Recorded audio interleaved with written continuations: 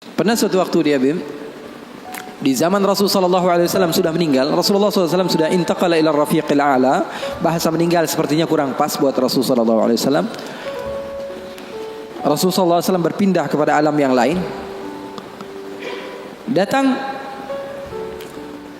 Rasulullah SAW di zaman Sayyidina Uthman bin Affan. Nuaiman duduk di depan masjid Rasulullah SAW. Rasulullah sudah nggak ada. Nuaiman sumpek. Biasanya Rasulullah SAW dimainin sama dia. Ini duduk di masjidnya Rasulullah SAW. Nggak ada kerjaan dia. Dia ambil batu, dia lempar, ngeliatin orang yang bolak balik sana. Kalau kata orang Malaysia, pusing sana, pusing sini, balik sana, balik sini. Nuaiman melihat ada orang yang buta, orang yang nggak bisa melihat, megang tongkat. Jalan, dia pusing sana, pusing sini, balik sana, balik sini. Nuaiman, saya lagi sumpek, ini orang bikin tambah sumpek. Dipanggil sama Nuaiman, buta, kemari kamu. Ini Nuaiman gak bisa ngelihat orang kecuali dikerjain. Itu Nuaiman, gak bisa ngelihat orang kecuali kerjain. Tapi dia dicintai oleh Allah. Susah kan kalau Allah udah cinta. Makanya cari cinta Allah, bukan cari surganya Allah. Cari ridha Allah, jangan cari surganya Allah. Surga itu makhluk, tapi ridhanya Allah, cintanya Allah itu yang paling mahal. Nuaiman akhirnya dipanggil buta. Buta, kamu kemari. Kenapa, kata si buta? Saya ini pusing, saya lagi sumpek, ngelihat kamu tambah sumpek, kata Nuaiman. Saya ini bukan mau bikin sumpek orang, kata si buta. Lalu apa yang kamu ingin lakukan? Saya ini dari tadi cari toilet, saya kebelet, kata si buta. Saya bersama anak saya yang biasa membawa saya, tapi anak saya sekarang sedang pergi ke pasar, saya tidak tahu di mana dia. Saya sudah nggak kuat, kata Nuaiman. Oh, kamu cari toilet, bilang dari tadi, nanti saya bantu, kata Nuaiman. Dipegang tangannya sama Nuaiman. Ini mau balas dendam ini Nuaiman. Dipegang tangannya, dibawa kemana? Ke masjidnya Rasulullah Sallallahu Alaihi Wasallam. Dulu masjid nggak ada toiletnya, beda sama sekarang. Sekarang orang ke rest area, ngeliat ada masjidnya nggak? Ada. Mau ngapain? Mau sholat duha? Bukan, cari toiletnya. Orang zaman sekarang kan begitu. Maka Nuaiman memegang tangan si buta, dibawa ke masjidnya Rasulullah. Kira-kira sudah dekat mihrab, di samping, di depan, katanya, oh ini toiletnya. Kamu mau ngapain? Terserah kamu di sini. Apakah sudah tidak ada orang di belakang saya? Tidak ada, sudah aman tempatnya. Nuaiman kabur udah nggak ngurusin lagi udah. Orang lagi sholat banyak, sahabat-sahabat tabi'in lagi pada sholat. Ini tiba-tiba di depan, bayangin di depan situ ada yang buka celana. Yang lagi sholat, mereka mempercepat sholatnya, lalu maju ke depan, ingin dipukul ini orang. Ternyata ketika dilihat, wah buta ternyata. Kenapa kamu berani buang air kecil di masjidnya Rasulullah? Awa masjidi Rasulullah. Apakah ini masjidnya Rasulullah? Iya, ini masjidnya Rasulullah. Inna lillahi wa inna ilaihi raji'un.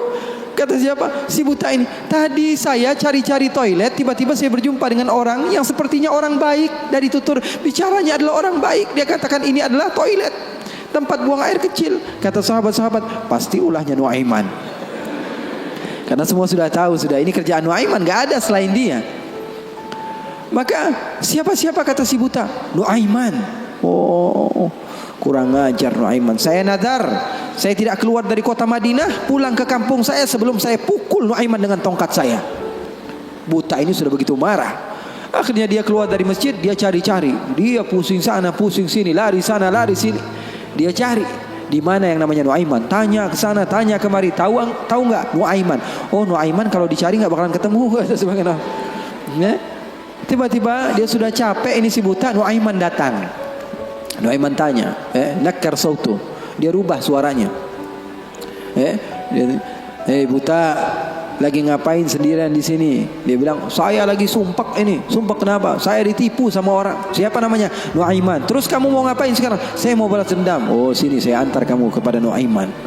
Padahal yang ngomong siapa? Nuaiman. Ini bukan cerita-cerita saya yang bikin loh, bukan. Ada riwayatnya. Maka Nuaiman memegang tangan si buta, dibawa lagi kemana? Dia bohongi, dia tipu. Dia ajak keliling-keliling dulu, seakan-akan tempatnya sudah jauh. Selepas itu dia bawa ke masjidnya lagi. Dibawa lagi ke masjidnya Rasulullah SAW. Didekatkan kepada mihrab. Ketika itu Khalifatul Rasulullah Sayyiduna Uthman bin Affan, Amirul Mukminin, sedang solat. Sayyidina Uthman, jangan kalian tanya khusyuknya di dalam salat. Bahkan beliau terbunuh ketika sedang membaca Al-Quran, zikir kepada Allah Subhanahu wa taala.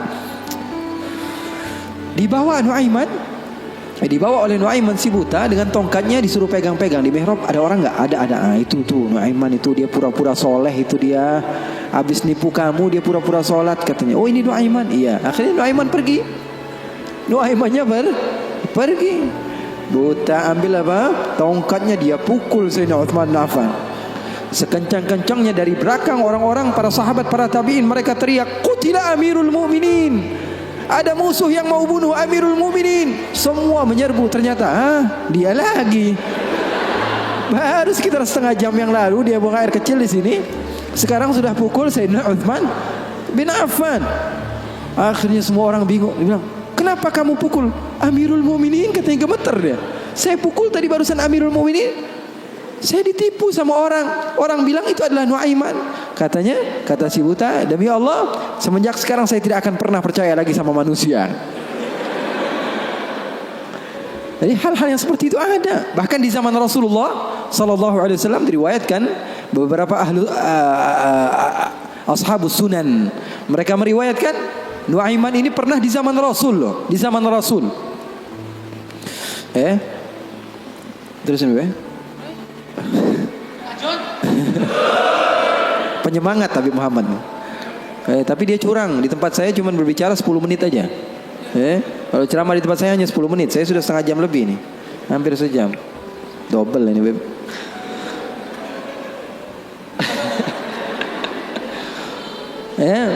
Nuaiman di zaman Rasulullah SAW, Sayyidina Abu Bakar ini banyak rihlah, banyak pergi kemana-mana, pergi ke Syam untuk berdagang, berbisnis. Suatu saat Sayyidina Abu Bakar datang ke Rasulullah mengatakan, "Ya Rasulullah, saya mau izin." "Izin apa wahai Abu Bakar?" "Saya mau ajak Nuaiman ini ikut saya berbisnis ke negeri Syam, ke luar negeri ini, bikin paspor Nuaiman. Keren, ke daerah lain, ke Syam."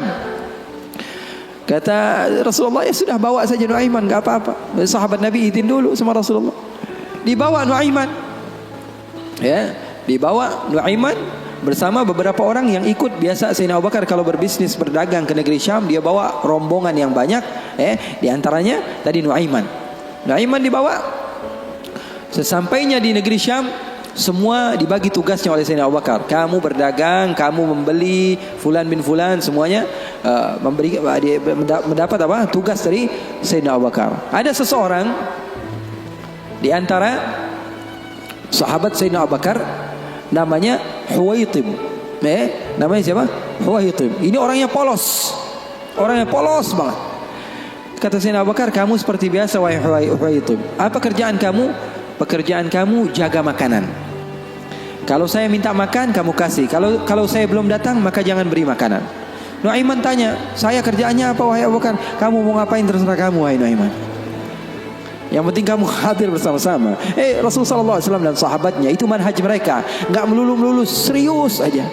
Kalau kalian dapatkan guru-guru kalian mengajak sedikit bercanda kepada kalian atau berlaku asik kepada kalian, itu manhaj Rasulullah SAW di dalam menggapai hati seseorang sehingga dia mau untuk mendekati agama Islam. Ini enggak, dikit-dikit matanya melotot, melihat ke kanan bilang sesat, ngelihat ke kiri dibilang sesat, ini orang salah, ini orang enggak betul, ini orang enggak baik. Enggak, Rasulullah enggak begitu. Rasulullah SAW penuh dengan kebijakan. Enggak juga Rasulullah SAW ngegampangin. Wah, ini boleh, yang ini boleh, yang ini boleh, semuanya boleh. Enggak juga, ada batas-batasannya. Makanya kalian beruntung di dalam satu manhaj, la ifrat wa la tafrid. Enggak berlebih-lebihan, enggak kekurang-kurangan. Maka Nuaiman bertanya kepada Sayyidina Abu Bakar, "Kerjaan saya apa?" "Pekerjaan kamu terserah, mau ngapain aja." Sayyidina Abu Bakar pergi berbisnis. Nuaiman enggak ada kerjaan, akhirnya lapar. Dia datang kepada Huwaitib, mengatakan kepada dia, "Tib, saya sudah lapar nih. Saya pengen makan nih. Berikan kepada saya makanan." Kata Huwaitib, dia mengatakan, wahai Nuaiman, Sekarang belum waktunya makan, kita tunggu Abu Bakar sekitar sejam 2 jam lagi dia datang, baru saya akan berikan makan. Ini kan amanat dari Sayyidina Abu Bakar, sahabat Nabi. Ini orangnya polos banget ini, sahabatnya Sayyidina Abu Bakar. Akhirnya Nuaiman bilang, saya sudah lapar, saya nggak bakalan kuat nunggu Abu Bakar. Ini orangnya aneh, yang ini orangnya polos. Yang satu bilang, wah enggak, saya takut dibilang nggak amanah. Oh, kamu berani melawan saya, kata Nuaiman. Lalu melunak ini Huwaitib, dia bilang, tolonglah Nuaiman, jangan jahat sama saya. Kalau Rasulullah saja bisa kamu kerjain, apalagi saya. Tolonglah katanya, jangan macam-macam. Kata Nuaiman, kamu berikan makanan, kalau tidak saya bikin masalah sama kamu. Ngancam Nuaiman. Akhirnya dia mengatakan, waduh gimana ini? Ini amanat dari Abu Bakar. Sudah, terserah kamu. Yang terpenting saya tidak akan berikan makanan sehingga Abu Bakar datang. Kamu mau ngapain terserah kamu. Akhirnya Nuaiman bilang, wah nantang saya, kata Nuaiman. Apa yang dilakukan Nuaiman? Nuaiman pergi ke pasar. Dia cari tempat penjualan hamba sahaya. Dia lihat, wah ini hamba sahaya jual. Berapa harganya? 300 dirham. Yang ini berapa? 300 dirham. Yang ini berapa? 300 dirham. Wah, dia bilang, mahal-mahal ya hamba sahaya di sini, kata. Loh, memangnya kenapa? Saya punya hamba sahaya, saya mau jual 100 dirham saja, kata. Apa kata Nuaiman? Saya punya hamba saya mau jual 100 dirham saja. Wah, murah sekali hamba sahaya kamu. Iya, cuma dia punya kekurangan. Kekurangannya apa? Kalau kalian tangkap, dia bakalan bilang, saya bukan hamba saya orang bebas.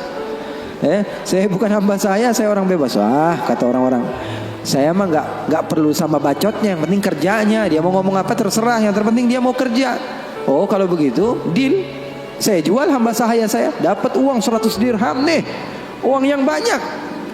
Kemudian didatangi Huwaitib, kemudian dikatakan, wah itu tuh hamba sahaya saya. Ditangkaplah Huwaitib. Teriak-teriak dia, saya bukan hamba saya orang merdeka. Kata yang beli, kami udah tahu ini kekurangan kamu.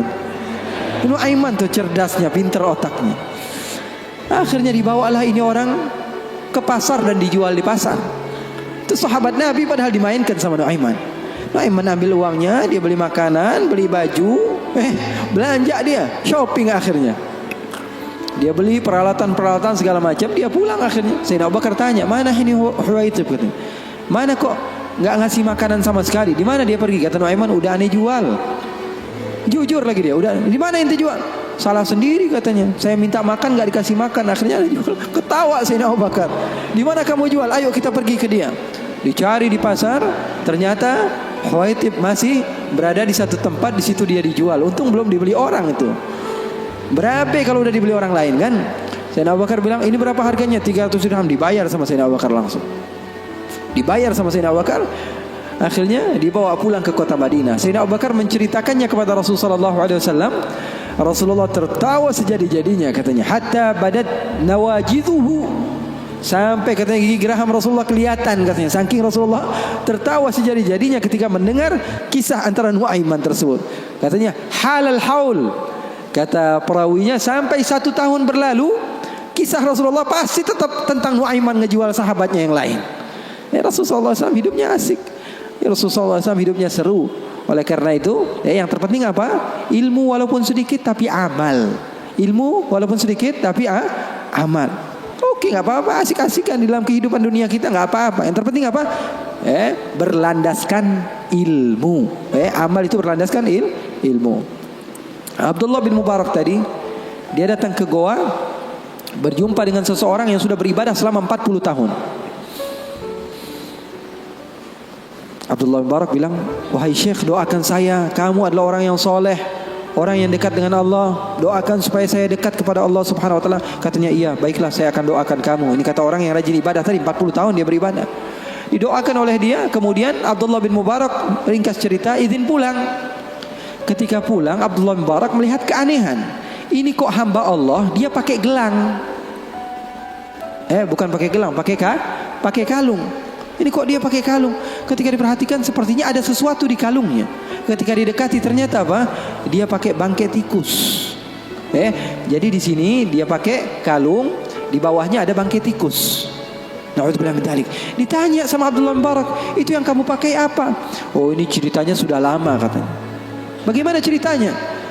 40 tahun yang lalu Ketika saya pertama kali datang ke tempat ini untuk beribadah hijrah kepada Allah, saya mau hijrah nih. Saya tinggalkan kehidupan saya yang lalu. Saya duduk di tempat ini, saya beribadah. Saya rapikan tempat ini karena saya tahu tempat ini tempat makan saya, tempat tidur saya, tempat sholat saya. Ketika saya sedang merapikan, ternyata ada tikus. Akhirnya saya bunuh. Takut saya diganggu oleh tikus tersebut. Setelah saya bunuh, saya berpikir, saya beristikharah. Dia bilang istikharah lagi. Dia bilang, saya pikir saya datang ke tempat ini untuk beribadah kepada Allah, tapi kenapa saya mengganggu hambanya Allah? Maka setelah itu saya bernadar, saya tidak akan sholat kecuali membawa dia. Dia bilang, saya tidak akan sholat kecuali membawa dia. Dia bingung, Abdul Mubarak, kamu tidak tahu bahwa bangkai ini adalah sesuatu yang najis? Sholat kamu bisa menjadi tidak sah. Jangankan ibadah sunnah kamu, ibadah wajib kamu saja perlu diqadha. Ibadah wajib kamu saja tidak sah. Bukan menjadi hamba Allah yang banyak ibadahnya, malah dia banyak dosanya dan memiliki tanggung jawab di sisi Allah. Kenapa? Alasannya karena nggak punya ilmu. Mau banyak-banyak hasil tapi ilmu nggak ada. Itu namanya PA. Tahu nggak? Mau banyak hasil tapi ilmunya nggak ada. Banyak kerjanya tapi bukan berlandaskan ilmu, maka hasilnya juga kosong. Oleh karena itu pesan saya, kalau kumpul-kumpul sama habaib, sama ustadz-ustadz, sama siapapun orang-orang yang memiliki ilmu, ambil walaupun sedikit daripada ilmunya, amalkan itu saja dulu. Ya, nanti jangan terlalu banyak pengennya begini, pengennya begitu, pengennya langsung jadi wali, ya jangan. Mencontoh gurunya ketika gurunya sudah jadi, itu kesalahan besar. Tuh catat. Mencontoh guru ketika guru sudah jadi, itu kesalahan besar. Mencontoh guru itu ketika dia belajar, ketika dia berusaha. Nggak ada orang yang alim, orang yang sukses kecuali dulunya dia susah. Ini mau nyontoh yang udah kerennya doang. Gaya berjalannya, pengen mobilnya sama, handphonenya sama, semuanya pengen sama, penampilannya pengen sama. Nanti dulu.